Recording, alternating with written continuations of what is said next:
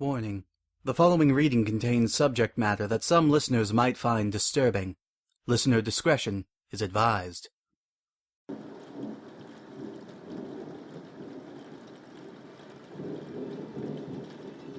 And check! Twilight spoke as she checked off the next item on her checklist. I'm so glad we decided to have a sleepover again, darling. This night has been so much fun so far, cooed Rarity as she walked over to the window. Although it was closed, the library's window pressed in slightly from the sheer force of the wind. It seemed like the storm was going to last for the whole night. Mighty strong storm we're having, ain't it? I heard Clydesdale's making this storm 3 times what they planned due to the lack of rain lately. Applejack spoke to Rarity as they peered out the window. The thick trees seemed to bend like straws from the sheer pressure of the wind. The occasional lightning strike would illuminate the dark background of Ponyville. How does it look out there, girls? Twilight asked as she approached them. Applejack and Rarity both displayed worried looks on their faces. Well, y'all can see that it's getting pretty bad. I hope Granny Big Mac and Apple Bloom are all right. The farm pony spoke softly. Applejack's frown slowly crept into a smile. Of course, I know that we've been through worse. I'm sure the farm will be all right. Applejack gulped. I hope, she thought to herself. Of course they will be, Applejack, and, well, I'm certain that Sweetie and my parents are fine as well, but I cannot say that I do not fret for them. Luckily, I know that my parents are smart and that they wouldn't let a silly storm get the best of them. Rarity assured herself and her friends with a sheepish smile. A bright flash came from outside the window. The sudden shaking of the treehouse frightened every pony in the room and caused them to jump. Girls, are you still there? Yelled Twilight, as it became so dark that she couldn't see a hoof in front of her face. She then lit up the tip of her horn with an illumination spell, casting a pale light over her friends. Twilight, what on earth was that? Asked a shaking and terrified Rarity. Twilight slowly walked over to where the edge of the library table stood and levitated a lantern from underneath the cluttered books that lay underneath the table. The unicorn quickly flicked the switch on the lantern and brought it to life, illuminating 4 enchanted fireflies from within the lantern. I think a bolt of lightning hit the library and knocked out the power. Twilight spoke as she levitated the lantern to the middle of the room and sat it on the floor. Rarity and Applejack slowly made their way to the center of the library. Twilight sat down, flustered. Great. This is just what we needed. Now the sleepover's ruined! Yelled Twilight in frustration. Come on, Twi, don't be silly. Applejack told her comfortingly. We can still have fun. We can just gather around and tell stories till the Pegasi fix the power. Yes, there's no reason to be upset, darling. It's just like I said earlier. There's no reason a silly storm should get the better of any of us. Rarity spoke. Twilight seemed to be down until her eyes widened as she had an epiphany. I know! We could tell scary stories like we did last. Since Spike is visiting Canterlot for a few days, he's not here to get too scared, so we can make them as scary as we want! Twilight happily exclaimed. Rarity and Applejack happily smiled. What a wonderful idea! Rarity exclaimed. She then looked over to Applejack. I assume your ghost story won't be about me, terrorizing every pony with my unnecessary neatness, will it? Rarity asked the cow pony with a raised eyebrow. Applejack brought her hoof up to her mouth and snickered. No, Rarity. This ain't about you this time, I promise. Applejack told her friends through chuckles. Rarity closed her eyes and flipped her mane with a hoof and gave a tiny before settling down on the floor by Twilight and her emergency lantern. Applejack quickly followed. All right, girls. Does any pony have any stories off the top of their mind? Twilight asked, Rarity's eyes narrow as she gave a sly smile. I do believe I have one, girls. Would you like to hear it? She asked. Twilight and Applejack folded their front hooves and got comfortable. I wouldn't mind, Twilight exclaimed. Applejack quirked her eyebrow. Go ahead, Rarity. Give it your best shot. Rarity brought her hoof up to her mouth and cleared her throat. The library was pitch black except for the pale light given off by the lantern. The girls could barely make out the soft light on the bookshelves, and the occasional roar of thunder could be heard throughout the empty and nearly pitch-black room. Rarity took a deep sigh before speaking. They say that about 40 years ago in Manhattan, there was a famous fashion designer named Faux Pas. She began. Applejack rolled her eyes. Are y'all kidding? I have a better one than some old fashion designer in Manhattan. A much better one. Applejack spoke. Rarity furrowed her eyebrow. Do you mind? I'm trying to tell a story and it is very rude to interrupt some pony when they're speaking. the element of honesty looking shocked that her friend snapped at her.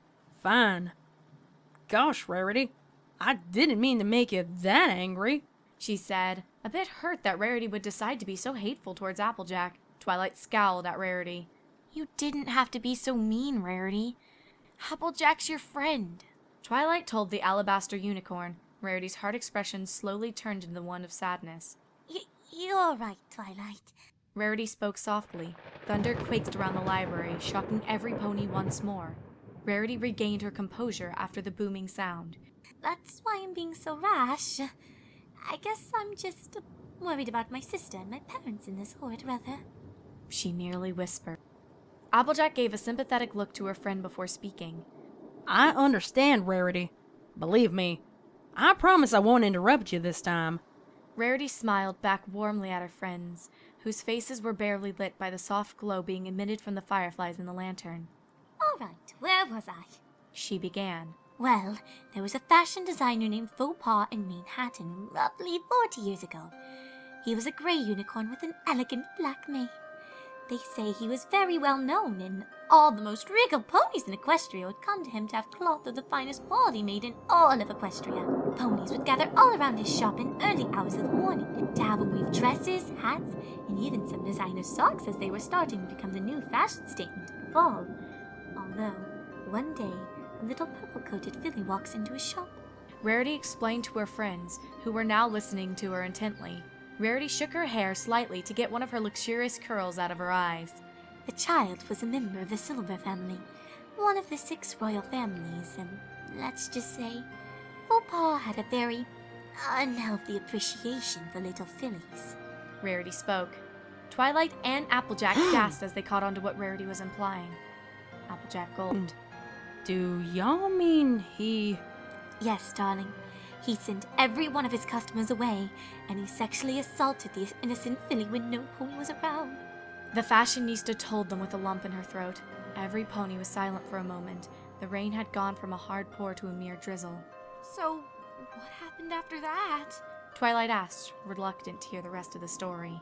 Well, naturally, Fauxpas told the filly that she would regret telling her parents if anything happened. The filly ignored him completely and ran home sobbing to her parents.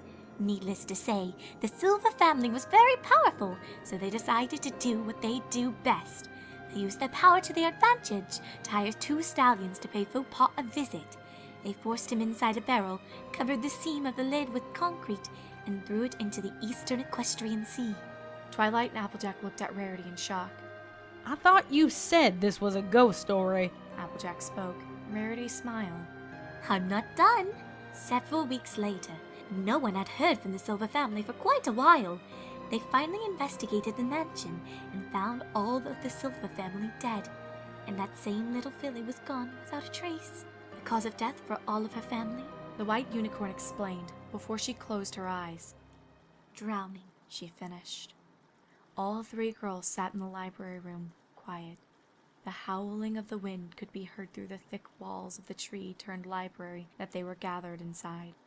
Drowning? I thought you said they found them dead in their home. Twilight questioned with a curious look plastered on her face. Exactly, Rarity answered. Applejack got a shiver down her spine, causing her to shake. Dang nabbit, Rarity! Applejack exclaimed. All 3 girls laughed happily together. Wow, Rarity, that really was a creepy story. Where? Did you just make that up? Twilight asked her friend, thoroughly impressed with her eerie tale. Yes, I did! Rarity announced happily. Pretty clever, don't you agree? I even made the Silver family name off the top of my head! Applejack's eyes narrowed, and she curled her lips into a smile.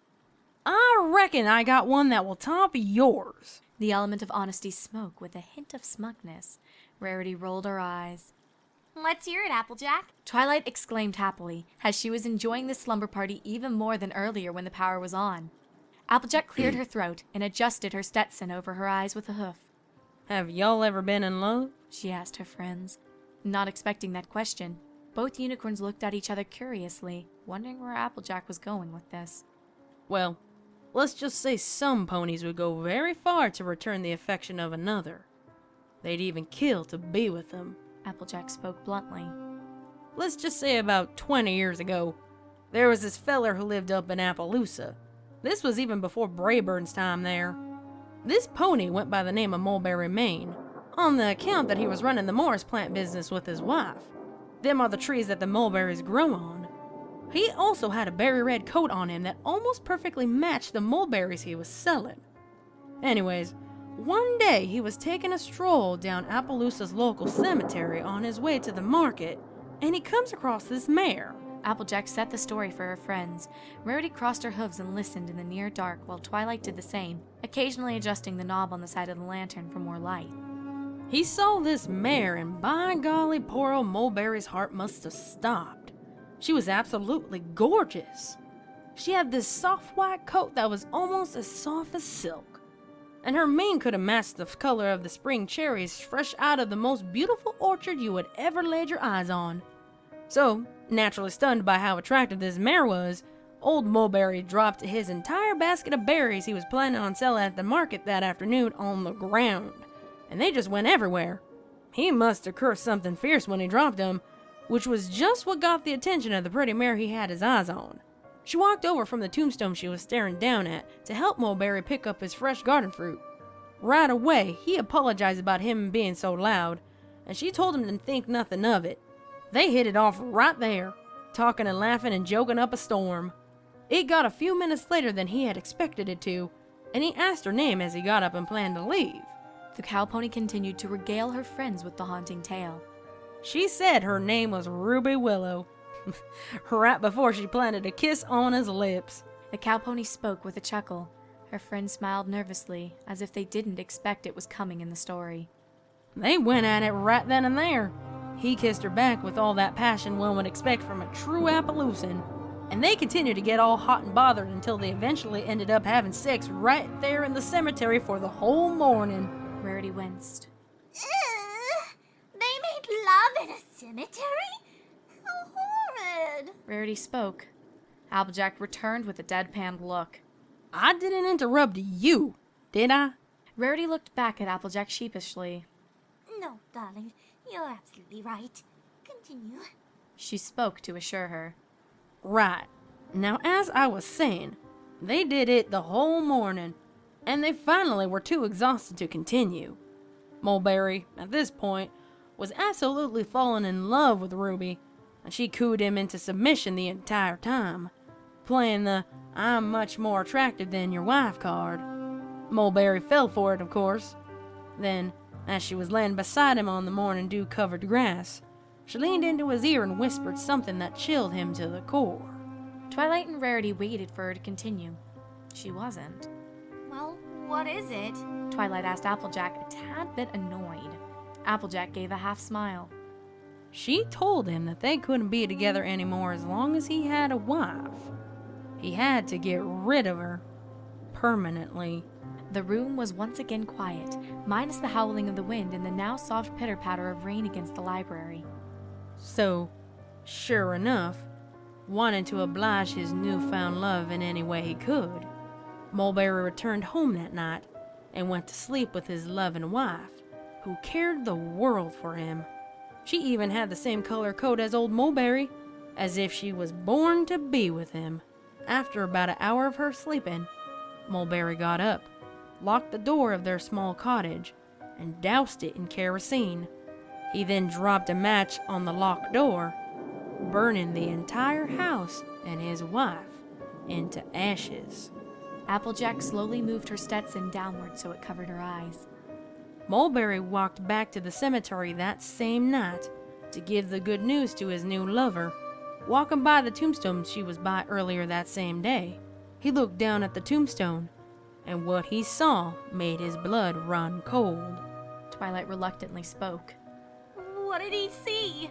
Applejack tilted her head to look up at Twilight dead in the eyes. No emotion on her face whatsoever.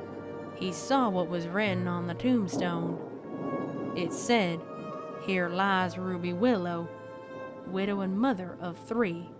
You will never be forgotten. She had been dead all along." This time, it was Rarity who had the shivers running up her spine. Twilight quickly followed in her hoofsteps. Wow, that was good. Rarity spoke, her hoofs still trembling. Yeah, Applejack. Now that was a creepy story. Twilight told her with a bit of shakiness in her voice.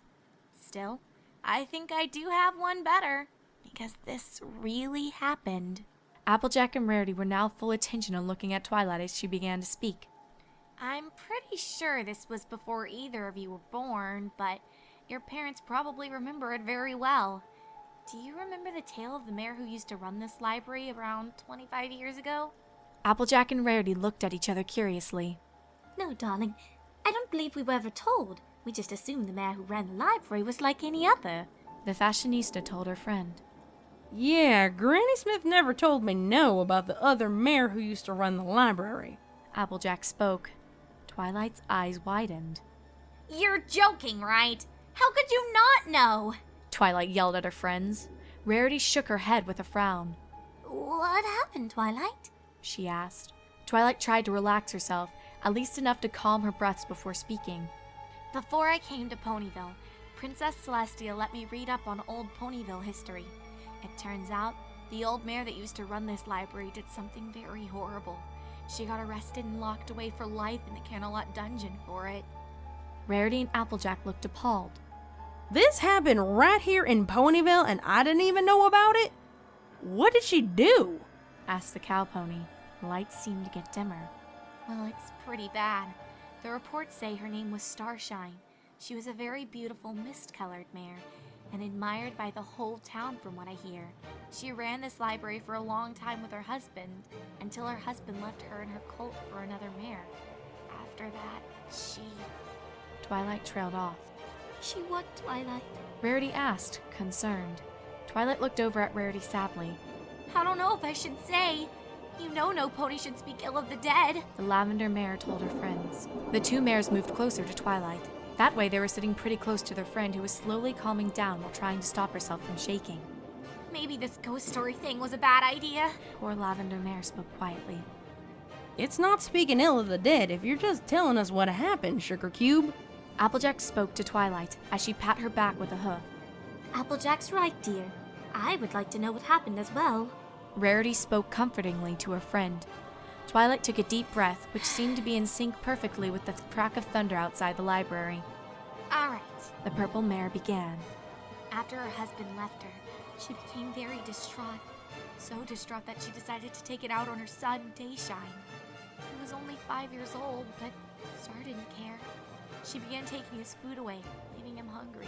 She also began beating him day and night, telling him that he was the reason that his father left him, and that they would never be happy again. Time went on, and after a year of straight beatings and isolation from the rest of the town, Dayshine became more pent up than ever. He tried to fight her back one day, which made her furious. Star grabbed one of the inkwells, and... She found herself at a loss for words as she stared at the ground, the tiny lantern barely illuminating part of the floorboards. She gorged out both of the poor colt's eyes and let him bleed to death right there on the library floor. Twilight spoke at nearly the volume of a whisper. The ferocity of the storm had died down, and all that could be heard now was the faint rumble of thunder. There didn't even seem to be any wind, strangely enough. Twilight poked at the lantern's handle with her hoof before continuing. She tried to leave Ponyville and run away, but was caught by the royal guard at the Ponyville train station. They kept her locked in the castle dungeon for a very long time, until one day they came to give her her daily meal she was due. They found her body laying lifelessly on the floor. She had bled to death after having her eyes forcibly removed. What's even stranger are the words that were on the wall. The killer had taken Starshine's blood and wrote on her cell wall 3 simple words. Twilight sat quietly for a moment. Her friends said nothing, although they seemed to be trembling. Twilight lifted her head from viewing the lantern to get a better look at them. Twilight jumped at her friends' expressions. They sat there, looking at her, shaking violently with looks of horror on their faces. Looking at her. No, not at her. Their eyes were wide and their mouths gape in terror. They began to slowly move away from Twilight as she realized that they were looking behind her. Twilight herself began to shake violently, sweat forming on her forehead and dripping down her fur to her face. She dared not turn around. Twa. Applejack tried to say Twilight's name, as she and Rarity slowly moved away from where Twilight had been sitting. Rarity couldn't speak. She was completely in shock. 3 words that were written on the cell wall were... The terrified mare spoke shakily, slowly looking towards the glass on the lantern. Her heart stopped when she saw her reflection. Behind her, she could see the face of a young colt, fur completely pale and 2 large black holes where his eyes were supposed to be. Twilight's blood ran cold as she felt a chilling breath touch her neck, uttering 3 words she could not repeat.